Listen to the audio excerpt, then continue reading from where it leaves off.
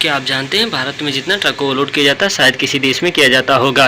अब ये देखिए इन्होंने इतना लादा है कि इनका नाम Guinness book of world record में दर्ज किया जाना चाहिए। ये देखिए सामान ज़्यादा होने के कारण ये ट्रक पीछे झुक रहा है, फिर भी आराम से चलाया जा रहा है। ज़्यादा भारी ट्रक को भी नरम मिट्टी में नहीं ले जाना चाहिए, नहीं तो सामान के साथ साथ वो भी लुढ़क जाएगा। और जगह ढालू हो तो वहाँ पे ट्रक को नहीं ले जाना चाहिए। ज़्यादा सामान के कारण रोड भी ढालू है और ये पीछे की ओर आने लगते हैं, जिससे कि बड़ी दुर्घटना भी हो सकती है। जेसीबी और एक्सकेवेटर को भी ट्रक में भर कर ले जाया जाता है। देखिए अभी लोग नाव में रोलर को ले जाते हैं, जिससे कि जो भी बड़ा है और ये भी डूब जाती है। वीडियो पसंद है चैनल को सब्सक्राइब करें।